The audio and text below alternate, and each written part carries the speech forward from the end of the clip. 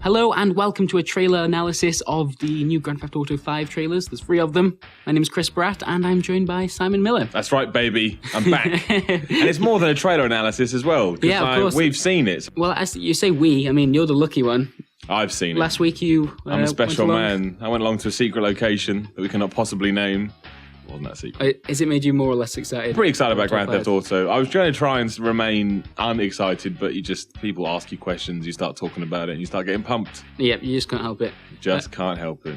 So yeah, we're going to run through the each of the 3 trailers and then point some things out that we've noticed, and also give you a chance to kind of time to stuff that I've seen, stuff. in case you like to see things rather than read them. Brilliant. Well, we're starting off with Michael's trailer, which I think is my favourite. He kind of... It's my favourite too. With the whole, at the beginning of the trailer, he's talking to a psychiatrist. It's kind of like, in The Sopranos. You're a Sopranos fan? Yeah, it's very much like that. Gives you that kind of vibe. So what did you... First off, what exactly did they show you at the event? How did they go? Well, they kind of showed us how the character switching works and stuff like that. So they started with Franklin, parachuting through Mount Chiliad and stuff like that, which was really cool. Then we switched to Trevor, who was scuba diving, and then we finally switched to Michael, who did a quick side mission, just to show off all that kind of stuff. And, they mentioned how he's not exactly a happy man. He used to be a criminal. He's kind of left that behind. He's trying to be happy with his wife and family, but he just can't do it. I think that's what the trailer really focused on as well, how he is searching to fill that hole inside of him, but struggling.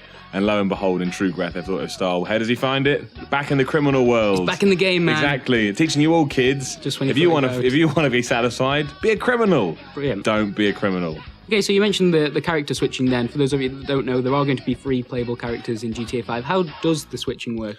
Well, I mean, I didn't play it, obviously. I think it's clear to mention that it was a eyes only demo. But it seemed to be just a switch of a button. You just you have a character wheel and you just select it, and then the camera pans out. I like it would do on Google Maps. So it kind of flies up into the sky, and then it shifts across the landscape, and then it zooms down depending on where the other character is. Because all 3 characters are independent of each other. So if you're controlling Michael, Franklin will get on with his own thing. The AI will control it and do what he would do.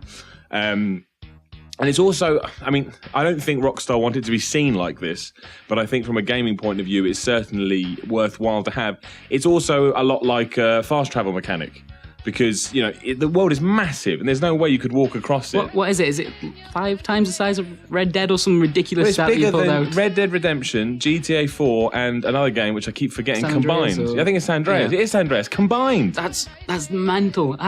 How are they going to fill that up with stuff? Honestly, I said this in the thing I wrote as well. It's just, you can't understand how impressive that world is until you see it on this kind of current gen technology. It's mental, and it's very impressive. And even if you are a massive GTA cynic, you need to tip your hat to them and say bravo. So, whilst you're kind of wandering around, say you're controlling Michael, you could switch to Franklin. Could he be on the other end of the map? Yeah. Most of in the demo he was miles away. And the camera pans across. So you kind of see like this almost satellite view of the world, and then it zooms back in, and you join them doing whatever they're doing. So it definitely does work as a fast travel thing if you do want to get across to the map, but it's much more sophisticated than that. Yeah. Just to break it down to it's a fast travel mechanic would be unfair. Yeah, of course. In the missions as well, the trailers they show a kind of heist going on. You've talked about this in the office a little bit. Yeah, like heists are going to be a lot like 3-Leaf Clover in GTA 4, which if you don't know was the mission that was a lot like Heat. You planned a bank job and you did a bank job and it's really cool and stylish and stuff. Now, there are going to be lots of heists throughout the game where you have to prep everything. And when I say prep everything, I mean everything. So you've got to come up with the location, the vehicles, the disguises, the weapons.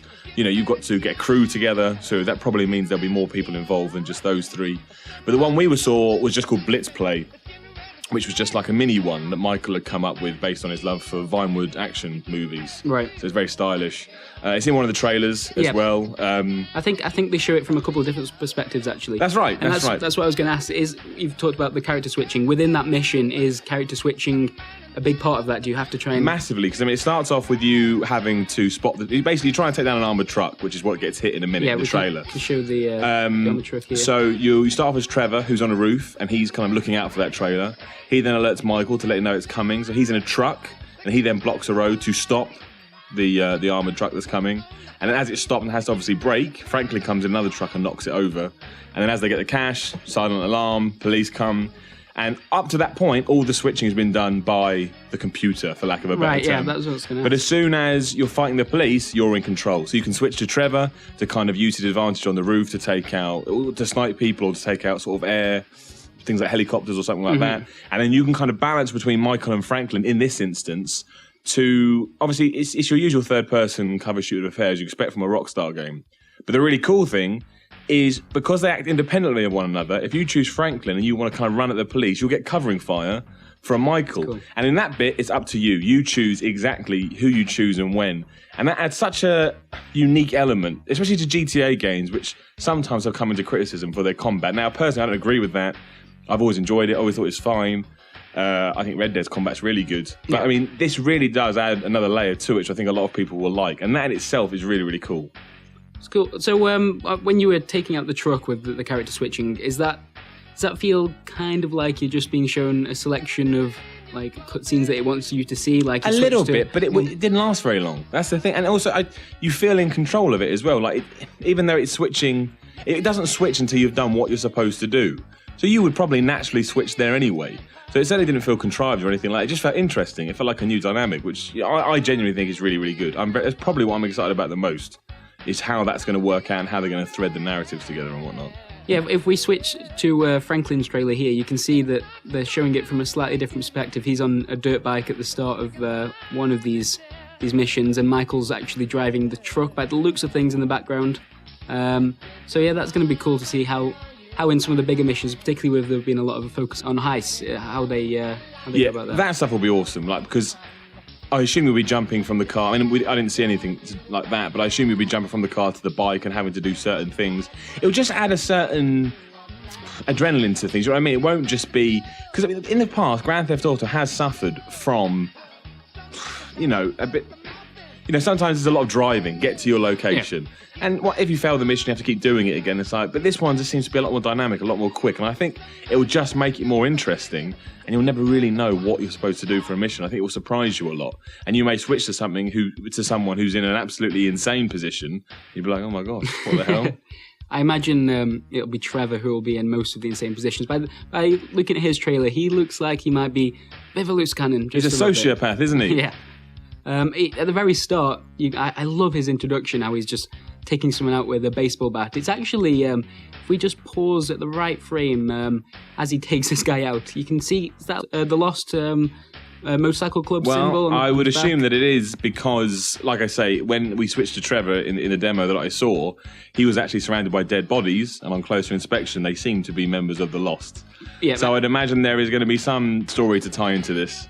That focuses on the Lost quite heavily. Obviously, you go back to the Lost in the Dam, the expansion stuff that they did. And Trevor's story will probably be, packed out by that. So I'm sure there'll be references to GTA 4 or whatnot, which will be interesting. Like, I don't think a lot of people saw that coming. I certainly didn't think there'd be anything to do with that in 5. So that's cool. Yeah, it's good to see the kind of connections between the games. Obviously, this is set in San Andreas again. So particularly in Franklin stuff, we see a lot of reference to like the Grove Street gang and the ballers as well. Yeah. So it'll be cool to see the little references here and there. It'll be awesome. Parts of it. And the other thing with Trevor as well is that in the demo that I saw, they took him scuba diving. And I cannot begin to explain how impressive, or just how big. There's so much underwater to explore. And I saw probably not even a 20th of the entire landmass you can swim under. And there was, fish and sharks and, sunken ships and stuff like that. And it was mental. I mean, I genuinely couldn't get... It was the thing that impressed me the most. I could not get my head around it. I don't understand how this thing exists. Simon, I'm quite happy to see you excited about an underwater segment in GTA. That's not something you'd usually associate with getting giddy about. Well, usually you think you're going to fall into water and that's it. You're dead. I remember in Vice City, the amount of times I fell in the water and that was it. You game over, which is slightly ridiculous for a game like that. Or just falling into the water and having to swim for about half an hour to get out. But now, if you've got scuba gear... You can dive underwater. It's just, obviously that's a big reason why the world is so big. Because they do have the landmass ties into the underwater stuff you can explore as well. But yeah, it's just unbelievable the size of it. When they were swimming around and, like I said, they saw 2 sharks and they had to kind of get out of the water and get away pretty quickly. It's just like, that's insane. Like, how have you even thought of this idea, let alone implement it on an Xbox 360 or PS3. Did they give you any kind of hints that there'll be? Well, obviously, if they put that much work into it, they're going to have a few underwater-based missions. There'll be loads. I imagine there'll be collectibles and there'll be stuff to find, and yeah, there'll be missions that specifically make. They're just 100% will be. They want to send you down there, if for nothing else, for you just to go, damn, what have you done? Yeah, one of the most interesting things about Trevor's trailer as well is just this scene here where he's kind of seems to be lying on the side of a plane, shooting a submachine gun and just having a whale of a time. I think this is where the whole, three-character thing is going to really come into play, because it wouldn't surprise me if Franklin and Michael is flying that plane. Yeah. So, imagine that. You kind of jump from flying the plane with Trevor on the wing to switching to Trevor, then having to take some guys out, and then maybe switching back to the plane before it takes off, before throwing Trevor off, and then trying to land the plane. It just... I can't even fathom how insane that kind of jumping around can get. And I just saw then as well, like my demo with Trevor started with him in his pants. I think he just enjoys getting in his pants. There's a lot of moments with Trevor with slightly different stages of undress. Yeah, he doesn't care about clothes very much. He's happy to get naked quite a lot. I don't think he cares about an awful lot. But there's loads of examples in the free trailers of seeing the different characters interacting together, and that seemed. I'm glad that you're happy about that and you're excited about that, because that's one of the biggest changes other than the scale of it. Yeah, I mean, calling it GTA Greatest Hits is probably, streamlining it too much. But at the same time, I think all those three characters have something in common with past characters. And it wouldn't be surprising there's a few sort of ha-ha hints as you go. And I just think they're trying to offer everything that everyone's ever enjoyed in a GTA game for everybody. To try that alone is impressive, and if they pull it off, which I certainly think they'll do, it will be really something special. Like even the cynics, I think, will go, you know what, you did good, Rockstar. Who's your favourite character of the free so far? Michael's my favourite, because he's like Tommy Vercetti from Vice City, my favourite Grand Theft Auto. So I've got a feeling he is going to be the most interesting to follow, especially because if he's going back into the game, it's not going to end well for him. That just never works. And one of them's got to die. Surely, if you've got three characters, you've got to kill one of them off. Or maybe you get to choose. Maybe you're at sort of an impasse where you have to choose. GTA4 had a few moments like that. I can't remember the names now, but yeah, I imagine there'll be something like that. But Michael, to me, just has the most interesting backstory, I think. Yeah, I'd agree with that. I think Trevor's just seems the most fun out of the characters. But in terms of like the actual story and seeing how it goes, I'm looking forward to seeing teaming about Michael in particular. Yeah, I think I'd agree. Team Michael. Yeah, thank you for joining us, Simon. What is it now? September 17th? September 17th. We're only a few months away. Oh, it's going to be exciting. I'm excited. You know what? You should be excited. Don't be a cynic. It's a big game. Time and money has gone into it. Be excited. Gangster shit. You ain't got no respect. I got respect for reality. Enjoy them hoes, homie. Yeah, whatever. You ain't gotta like it 'cause the hood